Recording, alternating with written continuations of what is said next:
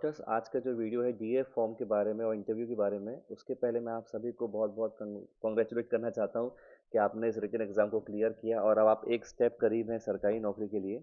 आपको एमपीपीएससी कार्यालय जाने का मौका मिलेगा, ये अपने आप में बहुत बड़ी उपलब्धि होती है। आज के इस वीडियो में देखिए मैं क्या क्या बताने वाला हूँ आप लोग को। पहले तो इस डीएफ फॉर्म के बारे में कि कैसे भरना है, डिटेल्ड एप्लीकेशन फॉर्म इसका फुल फॉर्म होता है, इसके बारे में बात करेंगे। इंटरव्यू कब हो सकता है इसके बारे में आपको जानकारी दूंगा, एक्सपेक्टेड इंटरव्यू डेट्स क्या हैं। आपका इंटरव्यू स्कोर कैसे आपके सिलेक्शन को इन्फ्लुएंस कर सकता है। देखिए है तो सिर्फ 50 मार्क्स का, लेकिन ये 50 मार्क्स इस तरह से आपका खेल बिगाड़ सकते हैं। मैं आपको उसका लाइव एग्जांपल दिखाने वाला हूँ। इसलिए अभी भी बिल्कुल हमको रिलैक्स नहीं होना है और मेहनत करते रहना है, भले आपका रिटर्न में अच्छा स्कोर बना हो। मैं आप लोगों को कट ऑफ के बारे में बात नहीं करूंगा, एक सेफ जोन के बारे में बात करूंगा। ठीक है, हर कोई कट ऑफ की बात कर रहा है, कट ऑफ क्या होगा, कट ऑफ क्या होगा, इसलिए मैंने इस पर कोई वीडियो नहीं बनाया था। क्योंकि कट ऑफ जैसी चीज़ एग्जिस्ट नहीं करती एमपीपीएससी एग्जाम के लिए। ये यूपी पीएससी या उड़ीसा पीएससी इन सब में ठीक था, लेकिन यहाँ इसलिए एग्जिस्ट नहीं करती क्योंकि आपका जो फाइनल स्कोर है उसमें इंटरव्यू बहुत स्कोर बहुत सीवियरली इन्फ्लुएंस कर देता है। ठीक है, आपके रिटन मार्क्स स्कोर का एक ऐसा सेफ जोन, एक ऐसा एक एरिया बता दूंगा जहाँ पे अगर आपका स्कोर बन रहा है तो आप कॉम्पिटेटिव रहेंगे इंटरव्यू के लिए, और इंटरव्यू स्कोर अगर अच्छा स्कोर करेंगे तो फाइनल सेलेक्ट भी हो जाएंगे। तो मैं उस बारे में बताऊंगा। तो पहले देखिए डीए फॉर्म की बात करता हूँ मैं। डीए फॉर्म के लिए हमको आपके रिजल्ट पे जाना पड़ेगा। रिजल्ट ये है आपका, देखिए 1 तारीख को ये रिजल्ट घोषित किया गया था। पहले देख लेते हैं कि आप लोग की जो सीट्स का डिस्ट्रीब्यूशन है कैसा था। 99 सीट्स यूआर की आई थी। अब इसमें से जो सा है इसको तो पूरा काट देते हैं अपन, संविदा कर्मी वाला, इसकी टेंशन हमारे लिए खत्म हो चुकी है। क्योंकि 15 या 16 संविदा कर्मी थे जो 5 साल से जिनका ज़्यादा एक्सपीरियंस था, वो अपीयर हुए थे एग्जाम में। और जितना मेरे नॉलेज में है उसमें से कोई भी सिलेक्ट नहीं हो पाया है रिटर्न में। हो सकता है पूरे ना पता हो मुझे, 1-2 लोग हो गए हों, लेकिन जितनी सीट्स उनको दी गई थी उतने तो नहीं हुए। तो आपके लिए तो पूरी सीट्स ऑलमोस्ट बच गई। 92 सीट्स जो ओबीसी की हैं, पूरी 92 नहीं मिल रही है क्योंकि इसमें 13% वाला इशू चल रहा है। 44 सीट्स रोक ली जाएगी, 48 पे भर्ती होगी। तो हम इसमें से 44 जो है माइनस कर लेंगे। 44 जो है माइनस हो जाएगा, आपके लिए 48 रहेंगी। बाकी 44 इधर भी जा सकती हैं। ये जो 44 है वो इधर भी जा सकती हैं और इधर भी। इस वीडियो को बहुत ध्यान से देखिएगा, लास्ट तक देखिएगा, क्योंकि आपके लिए कई सारी चीज़ें काम की बताने वाला हूँ मैं आप लोग को। ठीक है, कि किस तरह से आपको फॉर्म भरना है डीएफ का। अभी देखिए ये तो जानकारी मिल गई। इसमें एक चीज़ उन्होंने आखिरी में और लिखी है क्या, कि निरंक वाली बात लिखी हुई है, उसको लेके परेशान नहीं होना है। यहाँ पे एक चीज़ लिखी हुई थी कि भाई कोई भी अभ्यर्थी साक्षात्कार हेतु पात्र नहीं पाया गया। तो वो 13% केस की बात कर रहे थे। 13% की बात इसलिए कर रहे थे क्योंकि बाकी एग्जाम्स में 113% लोगों को इंटरव्यू में बुलाया जा रहा है। ठीक है, अब हमारे में तो 113 लोग क्वालिफाई नहीं किए। मैंने बहुत पहले आप लोगों को बताया था भाई, हमारे भी 195 सीट्स आई थी 2022 में, और 227 लोग इंटरव्यू में क्वालिफाई किए थे। आपके में 385 सीट्स आई हैं और उसमें 427, एकदम सेम पैटर्न है। उस वक्त भी मैंने समझाया था कि सब लोग एमपीजी के पढ़ो, एमपीजी के ही मेन रहेगा फैक्टर। जिन लोगों ने सुन ली मेरी बात, पढ़ लिया, वो लोग आज 427 में आ गए। और कई लोग नहीं समझ पाए इस बात को, इस बार भी उनका मौका छूट गया। तो इसलिए कम सीट्स, कम लोग क्वालिफाई हुए हैं। इस बार बिल्कुल सेम पैटर्न देखिए चल रहा है, आगे भी सेम देखने मिलेगा, देखना आप। ये आप लोग का लिस्ट हो गया जो जो लोग सिलेक्ट हुए हैं। अब यहाँ से काम की चीज़ आती है कि भाई इसको भरना कैसे है। तो ये जो पेज दिया हुआ है इसका आपको प्रिंट आउट निकालना है। पहली बात तो प्रिंट आउट निकालने के बाद यहाँ आपको रोल नंबर लिखना है, यहाँ पे आपको अपना नाम लिखना है। इसके बाद देखिए इसको भरना कैसे बताता हूँ। जैसे पहला पॉइंट लिखा है कि आपकी परीक्षा का ऑनलाइन आवेदन पत्र की छाया प्रति, मतलब फोटोकॉपी लगाना है। तो वो आपका जो आवेदन पत्र था, मान लीजिए 3 पेज का था, तो आप उस पर नंबरिंग करेंगे ऊपर अपर राइट कॉर्नर में, 1 2 3, 1 से लेके 3 उसका पेज नंबर हो गया। टोटल पेज कितने थे, 3। इसके बाद आपका जो एडमिट कार्ड था वो 1 पेज का था, आप उसको यहाँ लिखेंगे 4। एक ही पेज आप लगा रहे हैं तो यहाँ पर लिखेंगे 1। इसके बाद उपस्थिति पत्रक, ये सारे जितने भी पत्रक हैं ये डाउनलोड करने के लिए एमपीपीएससी वेबसाइट पे हैं, बता दूंगा कि कहाँ पे है। लेकिन समझिएगा कि जैसे मान लीजिए 5 पेज का है ये उपस्थिति पत्रक, तो आप यहाँ पे नंबरिंग करेंगे 5 से लेकर 10 तक। टोटल पेज कितने लगाए, 5 लगाए। इसके बाद लिखा है व्यक्तिगत विवरण फॉर्म या पर्सन इन्फॉर्मेशन फॉर्म। इसमें उन्होंने क्या लिखा है कि एक मूल प्रति चाहिए, मतलब हाथ से लिखी हुई प्रति एक ही चाहिए, और फिर वो जो लिखी हुई है उसकी 5 फोटोकॉपी आपको बनानी है। क्यों 5 बनवा रहे हैं, क्योंकि ये पैनल के पास जाता है, इंटरव्यू पैनल के पास, जिसके बेसिस पे आपके इंटरव्यू चलते हैं। अब इसमें जो मूल प्रति है मान लीजिए 7 पेज का है, तो आप यहाँ नंबरिंग करेंगे 11 से लेके 17, और यहाँ लिख देंगे 7, क्योंकि टोटल पेज कितने आपने लगाए, 7। तो एक मैं आपको तरीका बता रहा हूँ कि कैसे इस फॉर्म को आपको भरना है। अनुप्रमाणन फॉर्म, ये 3 मूल प्रति में भरना है, मतलब तीनों फॉर्म आपको हाथ से लिखने हैं।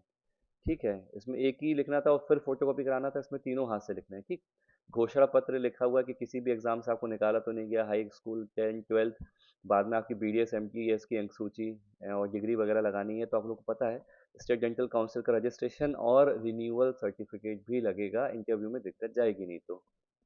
ठीक है, जिनका दिसंबर में ख़त्म हो रहा है इसको पहले आप रिन्यू करा लीजिए 5 साल का कम से कम, ताकि वहाँ पे आपको कोई दिक्कत नहीं जाए। उसकी रिसिप्ट नहीं चलेगी, उसका सर्टिफिकेट जारी होता है, इंदौर जाके लेके आ जाइए या कोई परिचित हो तो ले लेगा। बहुत से लोग कह रहे हैं कि सर रिसिप्ट लगा सकते हैं, रिसिप्ट नहीं लगा सकते, आपको तो वहाँ पे जाके एक सर्टिफिकेट मिलता है, रिन्यूअल सर्टिफिकेट कहते हैं उसको, आपको वो देना पड़ेगा। फिर मूल निवासी प्रमाण पत्र होने की स्थिति में आपको रोजगार कार्यालय में इसका जीवित प्रमाण पत्र चाहिए, ऑनलाइन बन जाता है, आसान है ये।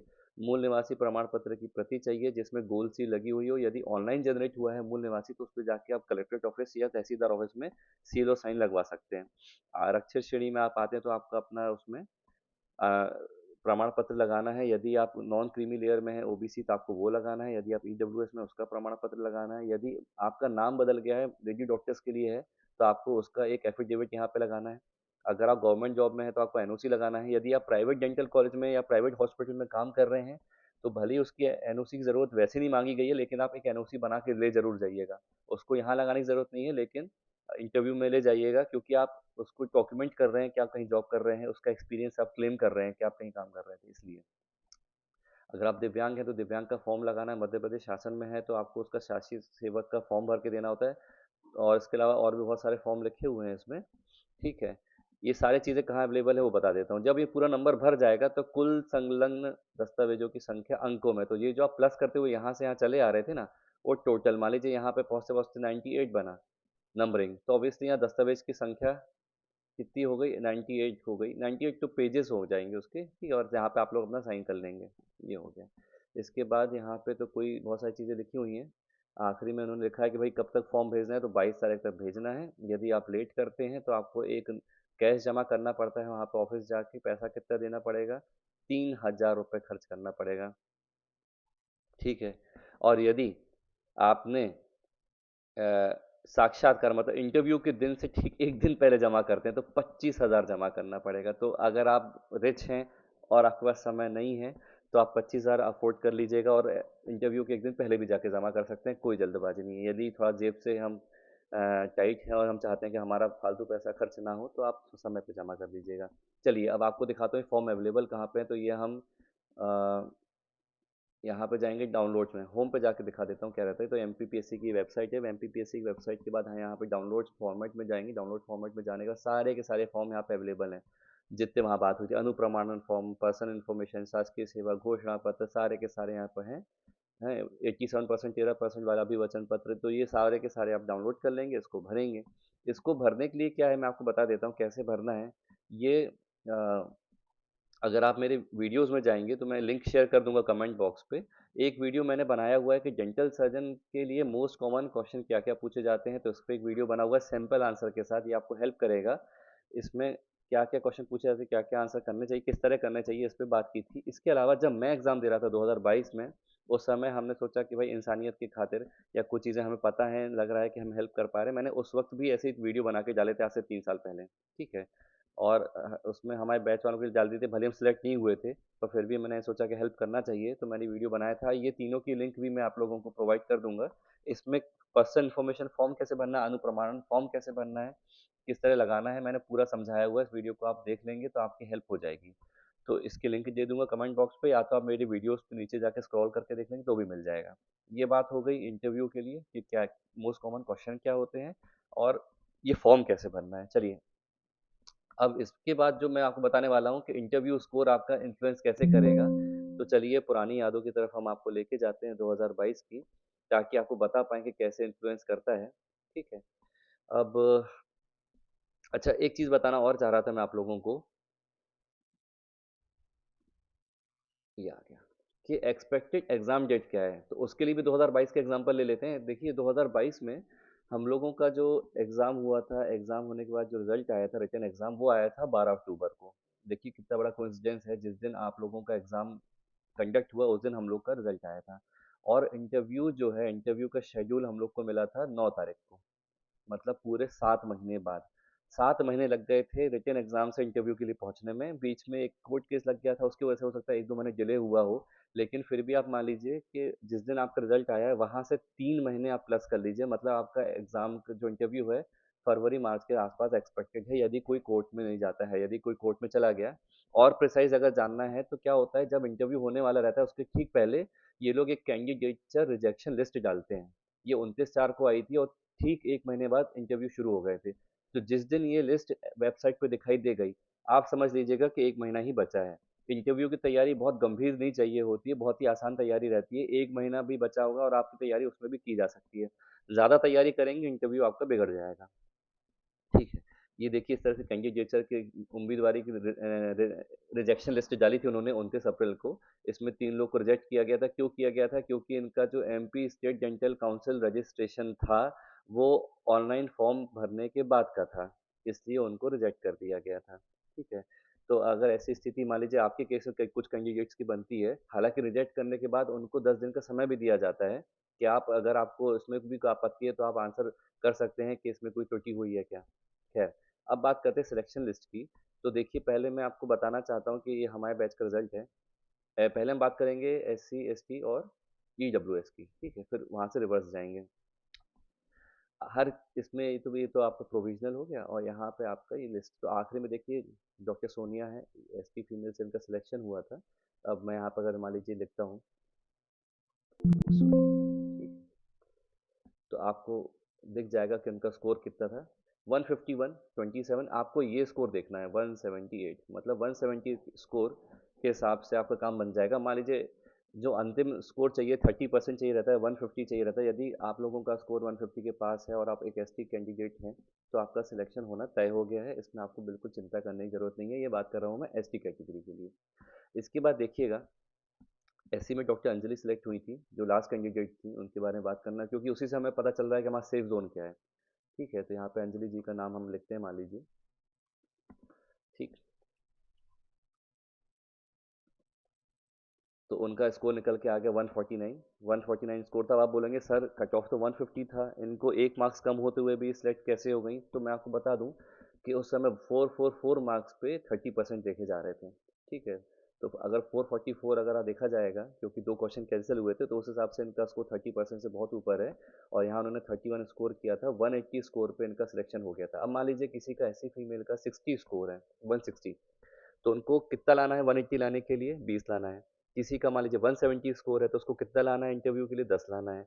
तो आप समझिए कि आपको इस वैल्यू पे फोकस करना है कि लास्ट वैल्यू क्या थी। यही वैल्यू तय करेगी कि आपको इंटरव्यू में कितनी मेहनत करनी है, कितना रेंज है आपके पास इंटरव्यू में स्कोर करने का।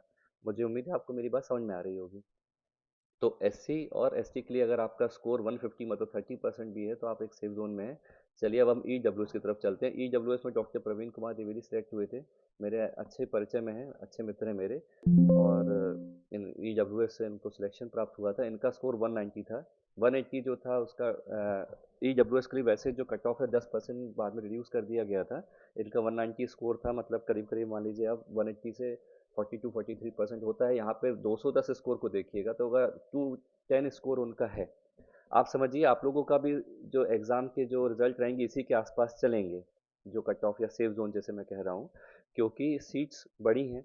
भले ही लोगों ने स्कोर इस बार ज़्यादा अच्छा किया है, लेकिन अगर इतने कम कैंडिडेट्स मिले हैं 427, इसका क्या अर्थ है कि आखिरी तक जिसने 150 भी स्कोर किया है, जिसने 180 भी स्कोर किया है यूआर में, वो लोग भी इंटरव्यू के लिए बुलाए गए हैं। अगर मान लीजिए सबने बहुत अच्छा स्कोर किया होता तो हमको 3 गुना लोग मिल गए होते इंटरव्यू के लिए, क्योंकि नहीं मिले हैं इसलिए इतने कम लोग सिलेक्ट हुए हैं। तो पैटर्न बिल्कुल वही का वही है जो आप लोग के समय आपको देखने मिला था। ठीक। तो 190 स्कोर यदि ईडब्ल्यूएस में है या इससे बेहतर है तो आप समझिए आप एक सेफ जोन में एग्जिस्ट करते हैं। ठीक। अब आगे देखते हैं, ओबीसी कैटेगरी पे चलेंगे हम। ओबीसी कैटेगरी में जो ओबीसी लास्ट मेल हैं जो सिलेक्ट हुए थे वो डॉक्टर अश्विनी थे, अश्विनी दायमा। इनके स्कोर पे अगर हम जाते हैं तो हमको आइडिया लग जाएगा कि क्या सेफ जोन हो सकता है। तो उनके भी 191 स्कोर था, 35 उन्होंने यहाँ स्कोर किया था, 226 था। अब मान लीजिए अगर आपका स्कोर 216 है, 216, तो आपको इंटरव्यू में कितना चाहिए? आपको 10 स्कोर और चाहिए इस स्कोर पे पहुंचने के लिए। यदि आपका स्कोर मान लीजिए 180 है और यहाँ पे आपको 46 मिल जाए तो भी आप यहाँ पहुँच जाएंगे। तो जो रेंज एग्जिस्ट करती है आप ये समझिए कि वो 185 से लेके 215 तक का अगर आपका स्कोर बन रहा है तो आप एक सेफ जोन में एग्जिस्ट करते हैं या एक अच्छे कॉम्पिटिटिव जोन में एग्जिस्ट करते हैं कि इंटरव्यू में आप आगे बढ़ जाएंगे। ये हो गया ओबीसी मेल की बात होगी। अब मैं आपको बताता हूँ ओबीसी फीमेल के लिए। तो जो लास्ट ओबीसी फीमेल जो सिलेक्ट हुई थी डॉक्टर शिवानी थी, डॉक्टर शिवानी जाट का अगर हम स्कोर देखते हैं तो हमें पता चलता है कि 195 स्कोर था। ठीक है, यदि उनका 191 रह गया होता तो फिर वो उनकी सीट क्लेम कर सकती थी। ठीक है, उनको ओबीसी फीमेल से सीट मिली है, वो ओबीसी की भी सीट ले सकती हैं दोनों, क्योंकि मेरिट पे भी फीमेल्स अपनी सीट क्लेम करती हैं। तो एक चीज़ हमें क्लियर हो गई कि 195 से ऊपर या 190 से ऊपर जो भी स्कोर आपका बन रहा है, और अगर आप इंटरव्यू में अच्छा स्कोर कर रहे हैं और अगर आप जैसे से आपका रिटन का स्कोर इंप्रूव हो रहा है, आपको उतनी डिपेंडेंसी इंटरव्यू में कम होती चली जाती है। तो ये हो गया एक safe zone marks OBC female के लिए। अब हम बात करते हैं यूआर के लिए। देखिए यूआर पे हम आगे बढ़ते जाएंगे तो यहाँ पे जो लास्ट सिलेक्शन हुआ था यूआर में वो हुआ था डॉक्टर रुचि गुप्ता का। उन्होंने यूएनआर की सीट ली थी, यूएनआरएफ की नहीं, क्योंकि यूएनआरएफ फीमेल सीट्स पहले ही भर गई होंगी। ठीक है, इसका एक पैटर्न होता है जो मैं बाद में बताऊंगा, जो हमारे साथ जुड़ेंगे बैच में, कि भाई इनको यूएन या फीमेल है तो फीमेल की सीट क्यों नहीं मिली। इसलिए नहीं मिली क्योंकि यूएनआर फीमेल की सीट्स ऊपर भर चुकी थी ऊपर के रैंक्स में, पर ये वैसे तो मेरिट में थी। तो मेरिट की वजह से उनको क्या है कि यूएनआर की सीट दे दी गई। तो जो इनको सीट मिली है, लास्ट जो स्कोर गया था हम उसको देख लेते हैं। डॉक्टर रुचि जो है इनको 241 स्कोर है, 241 में इनको 26 मिला। 267 शायद एक कट ऑफ स्कोर था जो हमको चाहिए था यूएनआर अनरिजर्व कैटेगरी के लिए।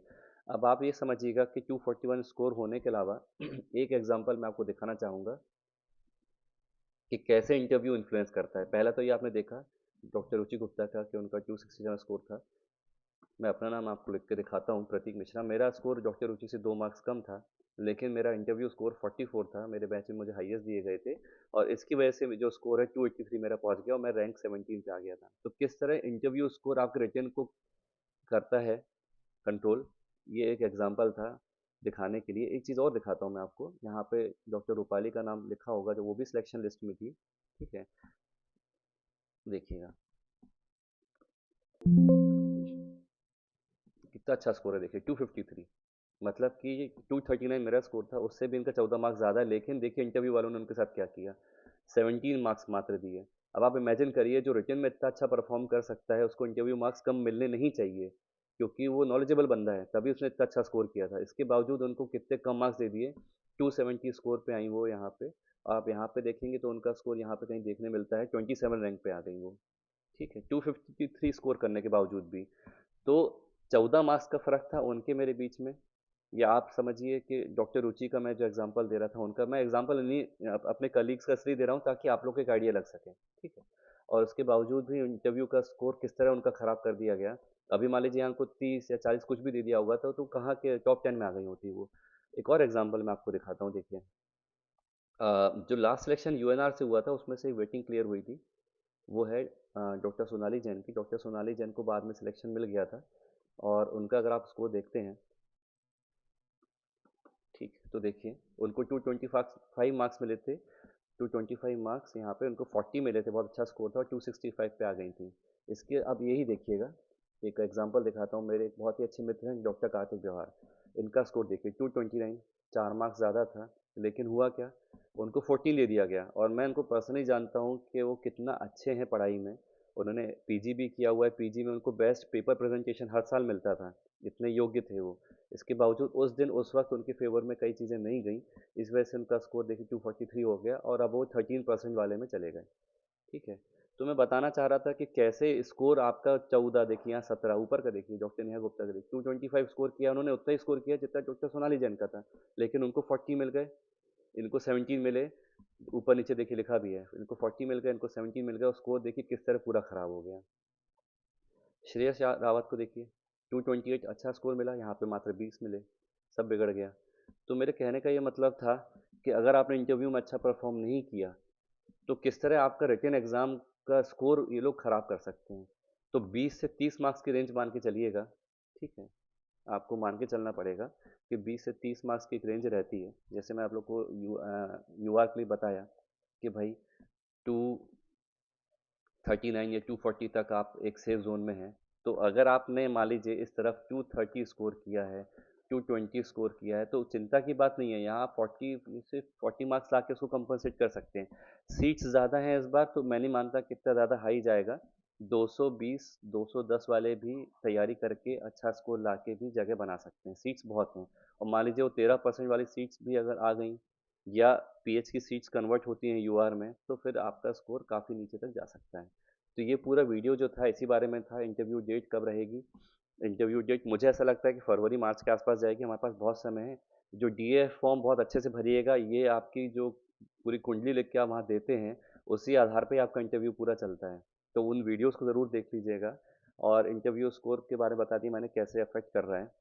इसके अलावा हम एक इंटरव्यू बैच स्टार्ट कर रहे हैं इसके लिए। ठीक है, एक पैनल तैयार किया जा रहा है, थोड़ा समय लग रहा है इस पैनल को तैयार करने में।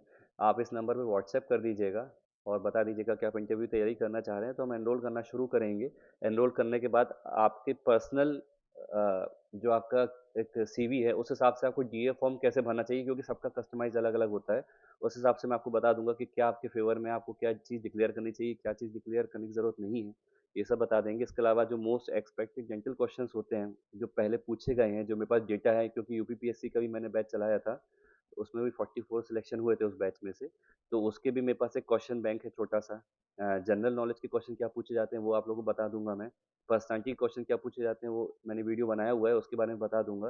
कैसे क्या कपड़े पहन के जाना चाहिए, क्या अटायर होना चाहिए, कैसे हम तैयारी करें कि अच्छे से अच्छा आंसर कर पाएँ, इस बारे में आप लोगों को मैं मदद कर सकता हूँ। तो उस बैच से आप जुड़िएगा। हम देखते हैं क्या आपकी कैसे हेल्प कर पाएंगे। अभी जो वर्तमान में रिटन बैच हुआ था हमारा, मुझे बहुत खुशी है अंदर से, आत्मीय खुशी मिली।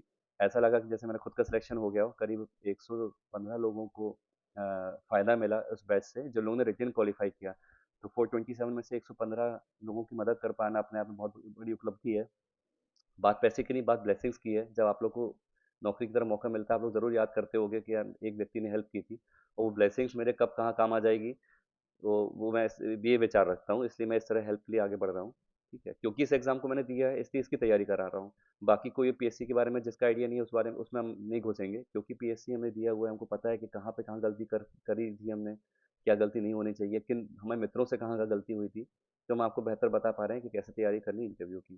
तो आप जुड़िए हमारे साथ, और कोई भी अगर दिक्कत लगे तो कमेंट बॉक्स में बताइएगा। ठीक है, चलिए, बेस्ट ऑफ लक। तैयारी शुरू करने की अभी फिलहाल ज़रूरत नहीं है, अभी तो फॉर्म भर के भेज दीजिए। तैयारी शुरू करिएगा जनवरी के बाद से।